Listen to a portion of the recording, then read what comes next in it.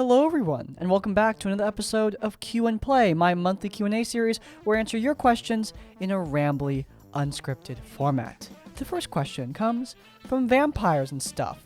I'm really curious what part of League of Legends lore someone tried to sneak into the canon of your game. So this was asked on one of my RPG horror story videos where I just kind of lackadaisically mentioned that someone tried to do that, and some people wanted clarification, so here I am on the Q&A doing that. So I have talked about this before a couple of times. This is like the worst horror story that I've had in my own Dungeons & Dragons games.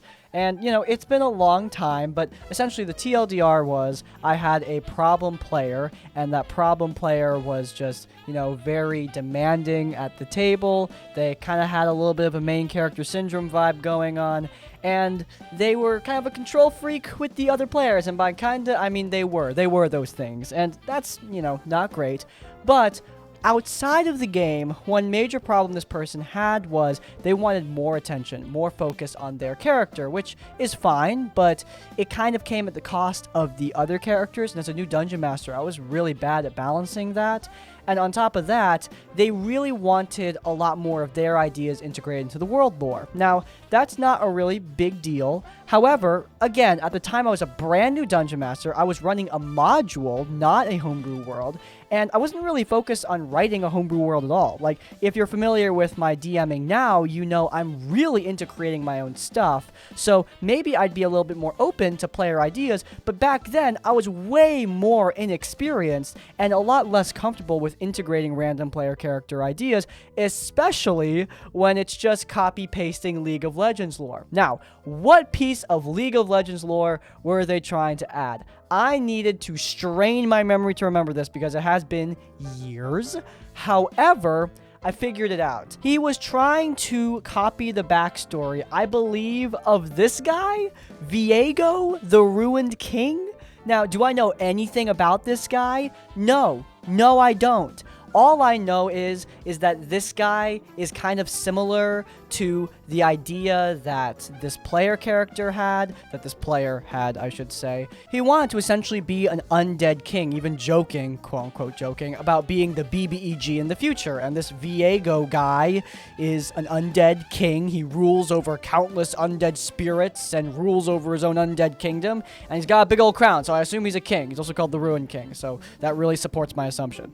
However, this is really a guess. I just looked up undead people in League of Legends and this dude came up. But I distinctly remember the color scheme of the guy that my problem player was talking about was purple, and this Viego dude has a green color scheme. But in any case, there are a lot of similarities between what my problem player wanted and what Viego is. But again, it was years ago, and I'm gonna be honest, this guy was just spitting League of Legends lore at me when I was just trying to live my life. I wasn't prepping D&D when he was doing this. He just walked up to me, sat down, put a laptop in front of my face, and just started talking on and on about League of Legends edgelord lore, like I know what he's talking about. And I told him over and over again, like, dude, this isn't really the time. I'm in the middle of something right now. Can you, go away? That is what actually bothered me. Look, at the end of the day, I rip off lore all the time in my D&D games. And I'm sure my players rip off stuff for their characters in my D&D games. I mean, they don't make it as obvious, but, you know, I'm sure that they do. And you know what? I don't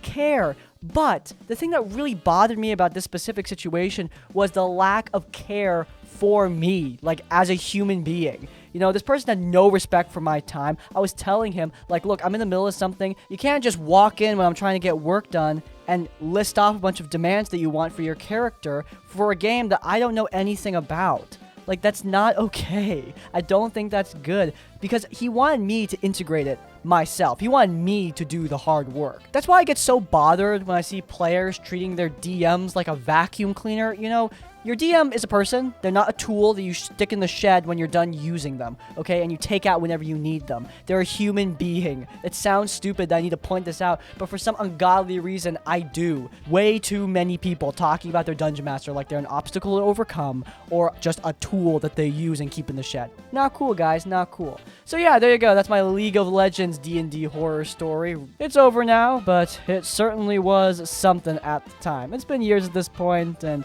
I do like using it as just a little look back on where I was and I guess how far I've come, because honestly, I've gotten a lot better as a dungeon master, and I'm fortunate to play with people who I just really, really care about. So yeah, you know, silver linings.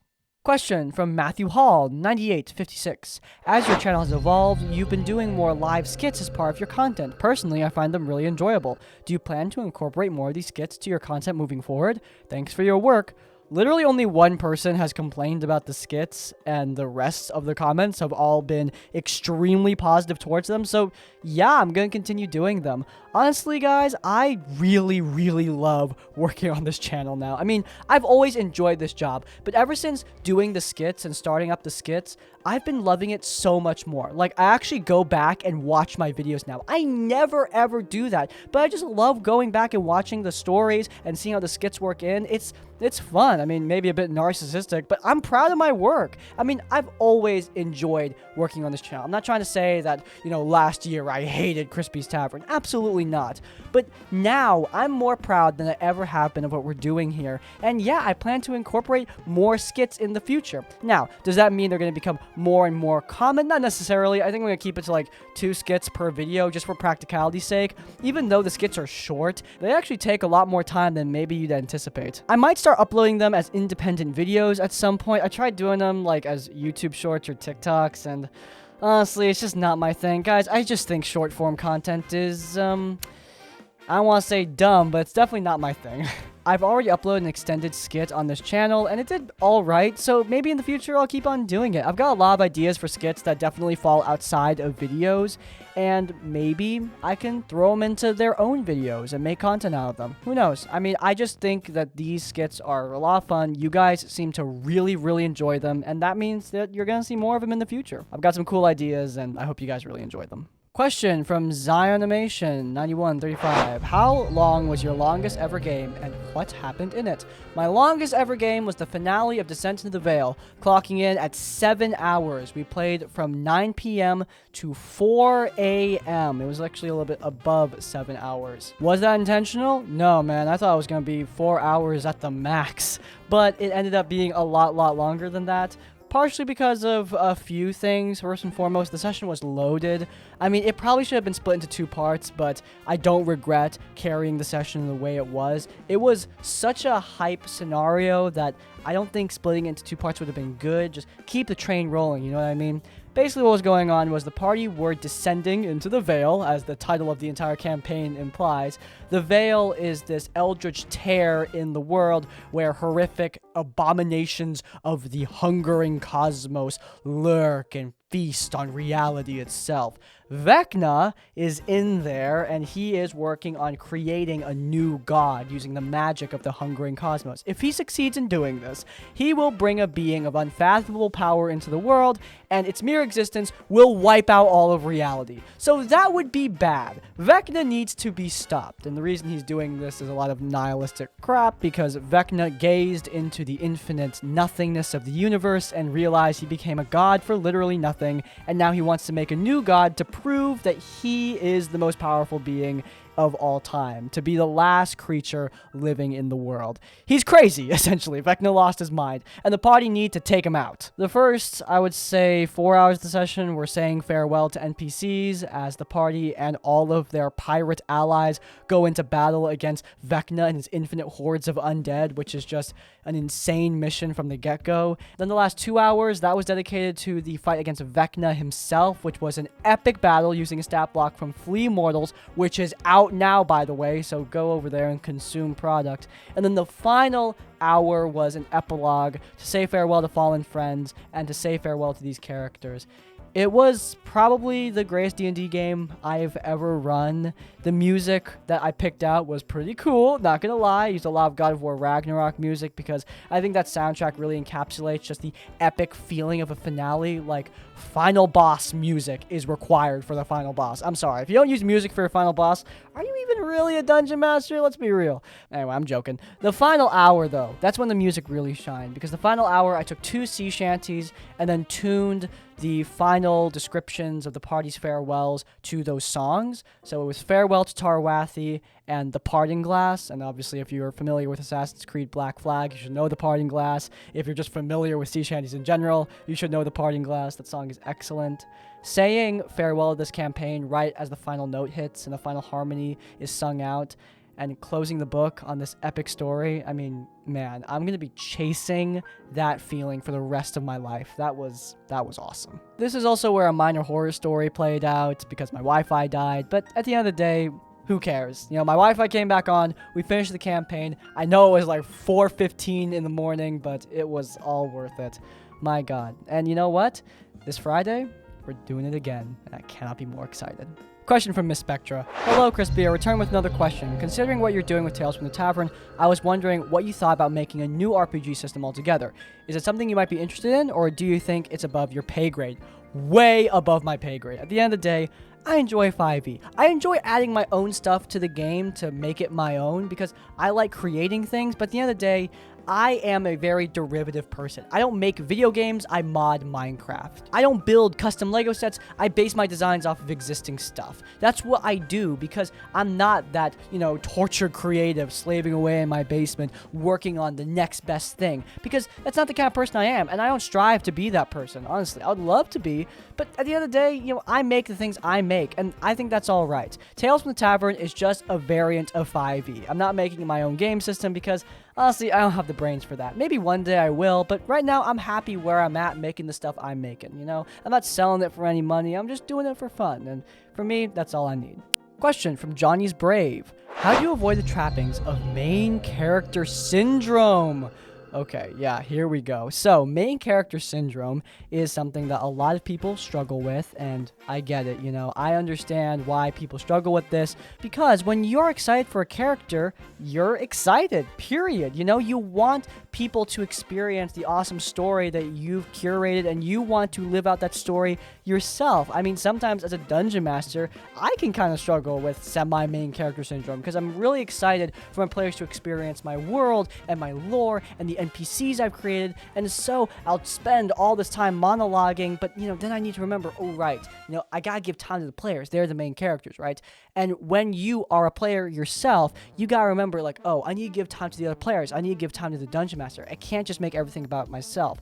The way that you avoid this is just be aware of the other people, think about, like, hey, has so-and-so been talking during the session? Have I been talking over them? Did I steal this moment? Don't get in your head, don't be paranoid, because that doesn't help anybody. But if you want to figure out if that's happening, think about it during the session, but then confirm after the session by talking to the rest of the players. Hey, Dungeon Master, do you feel like I was talking a bit too much in that session? Hey, Rogue, do you feel like I stepped all over your stealth game moment? Like, ask those things. Don't just let it be in your mind. Go out and talk to your players about it. And if they say, no, you're good, you're doing a great job, then you, to put it quite simply, have nothing to worry about. Question from OverstuffedDragon. Have you ever considered doing a live game with the other RPG story narrators to do a comedy versions of the bad player/DM horror story tropes? Look, this idea has been tossed at me a couple times, and, if somebody asked me to do that, I'd think about it, but no, not really. This sounds like a good idea on paper, but in practice, I just don't think it would be that fun. I understand that, again, I've gotten this question many times over the years, and this is just the first time it's popped up in Q&Play, so I just want to put it to bed. I don't want to do something like this. Again, maybe if I was asked, I'd think about it, but right now, at this moment, I would definitely not go out of my way to start a project like this for a number of reasons. Number one, if you intentionally do bad player/bad DM horror tropes, it's not going to be that funny in an improv game, at least for me. Like, when I play D&D, I want it to be good. Making it intentionally bad is not an enjoyable experience. Like, think of something like The Room. The Room is a movie that is famous for being bad and being funny. But I actually happen to know people who worked on The Room, and I know it was not funny or enjoyable to work on. You know what I mean? Like, maybe this intentional RPG horror story would be fun to watch in the future. But the process of creating it, that's not going to be very enjoyable, at least not in my vision. Like, thinking about it right now, thinking about whether or not I'd want to be a DM or player in this situation, I can't decide on either because both seem like they wouldn't be very fun for me to engage in. Like, if it was a skit, you know, if it was a scripted skit that was like 4 minutes, 5 minutes long, then that would be enjoyable. But an improv D&D game where we're all intentionally acting like crazy hats, yeah, that just does not sound like my thing. I don't know how else to say it. I'm sorry if that's disappointing. I know a lot of people were really hyped about that idea, but, you know, at the end of the day, it's just not something I'm interested in, at least right now. All right, final question from situpeutparlemoi. I don't know.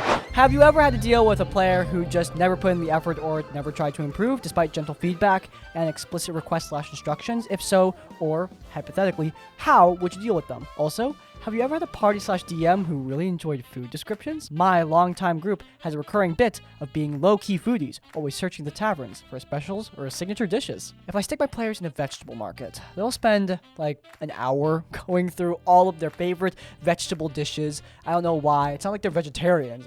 It's vegetables specifically. They get obsessed over. But anyway, yeah, your party sounds wonderful, by the way. But yeah, a player who cannot take gentle feedback. That League of Legends guy is a pretty good example of that. Dude could not take criticism. And you know how I dealt with them? I just subtly let them go from the group. I just started the group again and didn't invite them back because, yeah, if you can't take criticism, man, like, that's just not gonna fly in my D&D game. I'm lucky to have players that, 1, I don't need to criticize that often, and 2, when I do criticize them, they listen to me. That is a major factor in having a great D&D game. People who can listen to feedback, and on top of that, people who give good feedback. My players tell me things. You know, if they have a criticism, they'll let me know. Recently, well, not recently, it was like a year ago at this point, but I removed Counterspell from my games. Its role in the sandbox was pretty much irrelevant, as in Flee Mortals, there are not a lot of monsters that use spells. It has been greatly reduced, and therefore, Counterspell as an ability became just way less useful, and if I use against player characters, it's just not fun at all, so at that point, just get rid of it. But one of my players, he voiced concerns that this wasn't the best move, and we had a back and forth discussion about it, and we ended up refining my sandbox even more because of that, and that is really valuable. But yeah, if a person can't take criticism, that means they're not gonna stick around your D&D game for long. Don't know how else to say it. Alright, and that's going to be it for today's episode of Q&Play. If you guys enjoyed, then please do leave a like. If you want to see more of our content, then you can check out our RPG Horror Story series, where we cover the best of the worst Dungeons & Dragons. And while you're there in the cards, subscribe to Crispy's Tavern to get more of our content as it comes out. And finally, if you want to leave your own questions or thoughts, go down in the comments down below. If you can't think of a comment, leave the comment, "This isn't League," to let me know you made it to the end of the video. And that's like, comment, subscribe. I will see you all next time. Farewell.